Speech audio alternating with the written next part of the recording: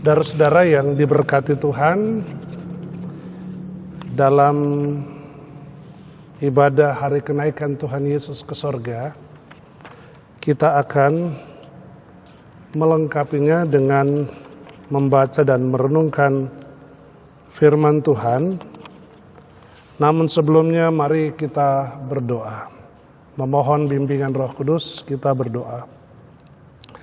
Bapa di sorga, dalam kelemahan dan keterbatasan kami menghampiri Engkau agar supaya dapat menguasai hati dan pikiran kami dengan kuasa Roh Kudus, sehingga firman yang akan kami baca, kami dengar, dapat menuntun hidup kami untuk menemukan kasih Tuhan, bahkan kuasa Tuhan dapat menuntun langkah hidup kami, sehingga kami boleh memuji-muji kebesaran nama-Mu atas kasih sayang Tuhan. Bersabdalah Bapa di sorga, kami anak-anak-Mu telah bersedia untuk mendengar. Di dalam nama Tuhan Yesus firman yang hidup itu, kami berdoa dan mengucap syukur kepada Allah Bapa di dalam kerajaan sorga. Amin. Ibu bapak saudara, saya undang kita semua berdiri untuk menyambut firman Tuhan. Haleluya.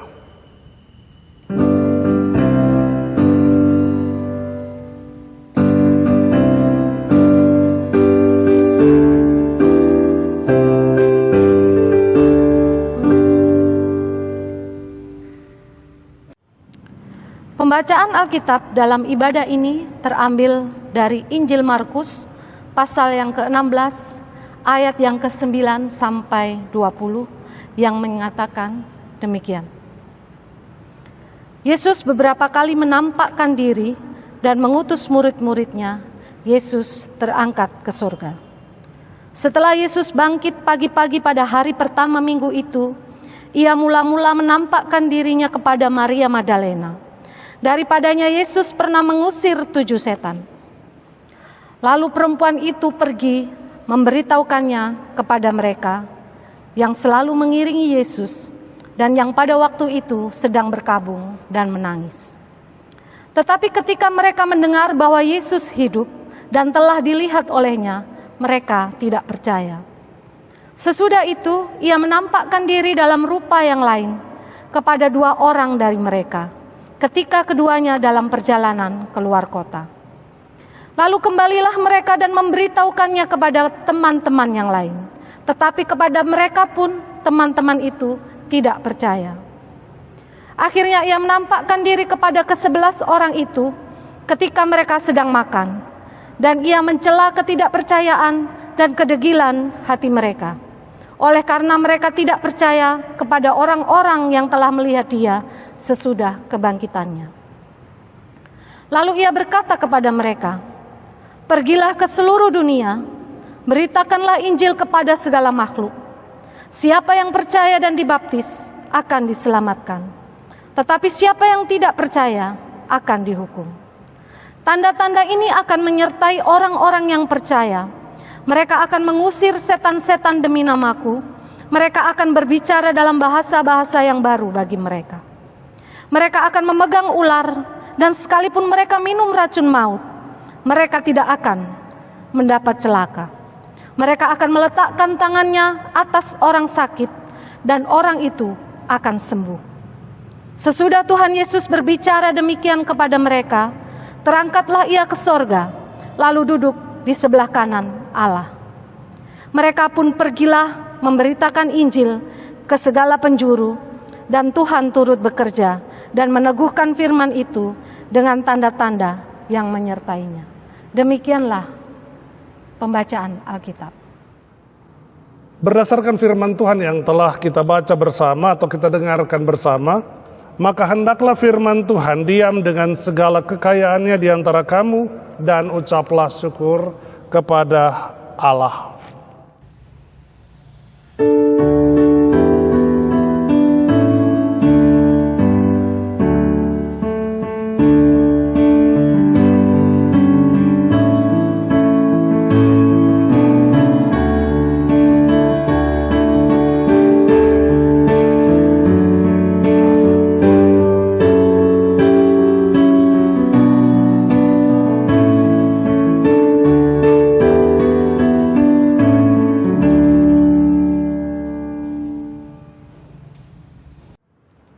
Saudara-saudara, tema kita dalam rangka ibadah hari naikkan ke sorga, kenaikan Tuhan Yesus ke sorga, diberi judul beritakanlah, jangan takut. Kalau di Sabda Bina Umat diberi tema tanda-tanda dan penyertaan Tuhan memulihkan hidup kita. Tentu setiap tahun, Ibu Bapak Saudara, kita memperingati hari kenaikan Tuhan Yesus ke sorga. Pemahaman iman percaya kita seperti yang diungkapkan dalam kitab Injil Yohanes pasal 14, bahwa Tuhan Yesus terangkat dan naik ke sorga, tidak hanya kembali kepada maha kuasanya, duduk di sebelah kanan Allah Bapa, tetapi juga berjanji untuk menyediakan tempat bagi saudara dan saya, bagi kita yang percaya kepadanya. Tentu ini bukan hanya sekedar ungkapan, tetapi ini adalah janji Allah yang diwujudkan lewat diri Tuhan kita Yesus Kristus.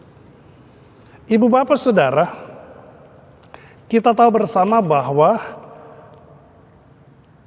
kedatangan Tuhan Yesus ke sorga, ke bumi atau ke dunia ini, sebenarnya dengan satu tujuan, agar saudara dan saya dipulihkan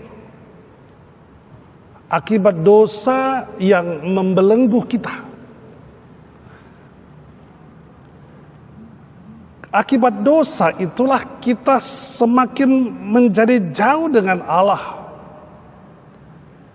Dosa itulah yang membuat kita menjadi umat yang tidak bisa melihat kemuliaan Allah. Itulah sebabnya Allah berinisiatif untuk menjumpai kita. Lewat Yesus Kristus, Ia memberitakan kabar sukacita. Bahkan Ia rela mati di atas kayu salib, supaya saudara dan saya tertebus. Agar supaya kita menjadi layak, menjadi sempurna di hadapan Allah.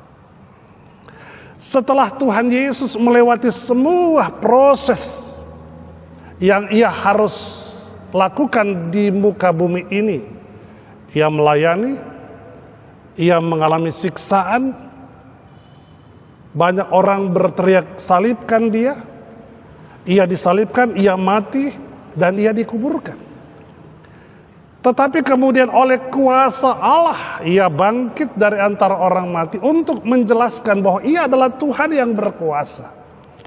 Itulah sebabnya Paulus pernah berkata, jikalau Kristus tidak dibangkitkan, maka sia-sialah pemberitaan kami, dan sia-sialah juga kepercayaan kamu.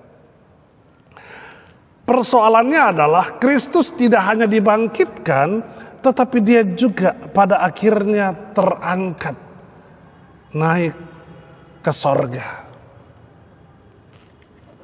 Tadi dikatakan bahwa Kristus Dia naik ke sorga tidak hanya Ia kembali kepada kemahakuasaannya atau duduk di sebelah kanan Bapa, tetapi Ia berjanji untuk menyediakan tempat. Betapa berbahagianya ketika kita mengunjungi suatu tempat, lalu di sana kita sudah memiliki tempat, kita sudah disediakan tempat. Apalagi tempat yang disediakan itu juga disertai dengan berbagai fasilitas kebutuhan yang kita butuhkan. Indahnya hidup ketika hal tersebut kita alami. Itu yang mau dikatakan oleh pembacaan kita.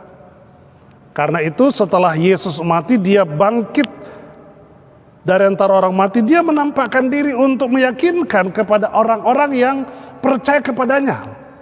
Ya, kalau kita melihat pada Ayat yang pertama misalnya, pas ayat yang ke-9 misalnya, setelah Yesus bangkit pagi-pagi pada hari pertama minggu itu, ia mula-mula menampakkan dirinya kepada Maria Magdalena. Dan padanya Yesus pernah mengusir 7 setan. Maria Magdalena ketika menyaksikan Yesus mati, dia bersedih. Seperti perempuan-perempuan yang menemani Yesus ketika melewati proses penderitaan. Mereka bersedih. Mereka menyaksikan Yesus diletakkan di dalam kubur. Tentu juga dalam duka dan sedih. Karena itulah Yesus harus memperlihatkan dirinya ketika ia bangkit. Untuk mengembalikan keyakinan dan kepercayaan Maria Magdalena. Bahkan lewat Maria Magdalena, kesaksiannya tentang kebangkitan Kristus yang ia lihat secara nyata, mau memberikan pemahaman dan pengharapan kepada banyak orang yang percaya kepadanya tetapi tidak melihat. Seperti saudara dan saya, kita tidak pernah menyaksikan tentang peristiwa Kristus secara kasat mata. Tetapi lewat dari firman Tuhan atau pemberitaan Injil Kristus, kita diyakinkan bahwa Kristus dia pernah datang ke dalam dunia, dia mati, dia bangkit untuk menebus dosa kita, lalu dia terangkat naik ke sorga. Jadi Maria Magdalena memberikan ketegasan ketika ia melihat Kristus telah bangkit. Dia mengakui betul bahwa memang Yesus yang ia kenal, yang pernah mengusir setan pada dirinya, adalah Tuhan, adalah Allah yang berkuasa. Dan itu pula disaksikan oleh para murid-murid yang lain, supaya mereka semakin yakin dan percaya bahwa Kristus itu adalah Tuhan. Pada ayat yang ke-14 dikatakan akhirnya ia menampakkan diri kepada ke-11 orang itu, yaitu murid. Ketika mereka sedang makan dan ia mencela ketidakpercayaan dan kedegilan hati mereka. Oleh karena mereka tidak percaya kepada orang-orang yang telah melihat dia sesudah kebangkitannya. Jadi kehadiran Kristus di tengah-tengah murid-murid tadi dikatakan dengan satu tujuan, meyakinkan mereka. Karena mereka degil, tidak percaya atas pengakuan Maria Magdalena misalnya, yang telah bercerita bahwa Kristus itu sudah bangkit. Sehingga murid-murid ini diyakinkan agar mereka mampu juga menceritakan tentang pengalaman imannya bersama Kristus atas kebangkitannya. Saudaraku, pada ayatnya yang ke-19 dan ayat yang ke-20. Di sana dikatakan, sesudah Tuhan Yesus berbicara demikian kepada mereka, terangkatlah ia ke sorga lalu duduk di sebelah kanan Allah. Mereka pun pergi memberitakan Injil ke segala penjuru, dan Tuhan turut bekerja dan meneguhkan firman itu dengan tanda-tanda yang menyertai. Jadi Kristus sudah terangkat naik ke sorga. Murid-murid termasuk saudara dan saya dipakai untuk menceritakan kuasa Allah di dalam Kristus Yesus. Dijelaskan pada ayatnya yang ke-17. Tanda-tanda itu akan menyertai orang-orang percaya. Mereka akan mengusir setan-setan demi namaku. Mereka akan berbicara dengan bahasa-bahasa yang baru bagi mereka. Ayat 18. Mereka akan memegang ular. Dan sekalipun mereka minum racun maut, mereka tidak akan mendapat celaka. Mereka akan meletakkan tangannya atas orang sakit dan orang itu akan sembuh. Jadi ketika Kristus akan terangkat naik ke sorga, Tuhan memperlengkapi para murid. Saudara dan saya, kita semua telah diperlengkapi oleh kuasa Roh Kudus agar kita dengan berani memberitakan tentang iman percaya kita kepada Kristus. Saudaraku, satu yang pasti yang harus kita pegang teguh, bahwa Kristus dia telah naik ke sorga. Saudara dan saya telah disiapkan tempatnya. Tinggal bagaimana komitmen, iman, kesetiaan kita kepada Kristus Tuhan yang harus kita pegang dengan sungguh-sungguh. Tidak sedikit orang Kristen yang melepaskan iman percayanya karena mereka tidak sungguh-sungguh mengimani dan percaya kepada Kristus. Ia akan datang kembali. Seperti pengakuan iman percaya yang selalu kita ungkapkan pada setiap ibadah minggu. Akan datang dari sana untuk menghakimi orang yang hidup dan yang mati. Saudaraku, ketika Tuhan masih menganugerahkan kepada kita kehidupan, saudara dan saya, mari kita terus berupaya mengintrospeksi diri kita. Kita selalu atau pernah melakukan perbuatan salah dan dosa.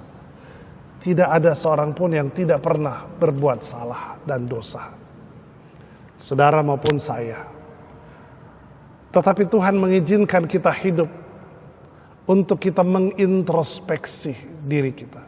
Tuhan ingin kita mengubah perilaku buruk kita, supaya ketika Dia datang ke dalam dunia, kita datang kepadanya dengan ungkapan syukur. Kita datang dengan penuh kemuliaan Allah. Kita diperhadapkan pada pengadilan Allah dengan tanpa kecemasan. Karena Kristus telah menebus kita. Komitmen percaya kita harus kita pertahankan. Ingat, Dia telah terangkat naik ke sorga, Dia telah menyediakan tempat bagi kita, saudara dan saya. Dia akan datang kembali, Dia akan membawa kita. Supaya di mana Dia berada, kita pun berada di situ. Mari kita menghayati hari kenaikan Tuhan kita Yesus Kristus dengan penuh iman dan percaya. Kristus sudah bangkit, Dia telah menebus dosa kita, Dia terangkat naik ke sorga, Dia akan mencurahkan Roh Kudus-Nya supaya kita selalu dituntunnya untuk dibawa kepada apa yang Tuhan Yesus kehendaki. Tuhan Yesus menolong dan memberkati saudara-saudara kita semua dalam menjalani hari-hari yang penuh dengan tantangan di depan sana. Amin. Mari kita bersatu teduh sejenak, kita berdoa. Bapa di sorga, terima kasih untuk firman-Mu. Firman-Mu mengajarkan kepada kami bahwa kami adalah anak-anak yang telah tertebus. Kenaikan-Mu ke sorga untuk menyediakan tempat bagi kami yang percaya kepadamu.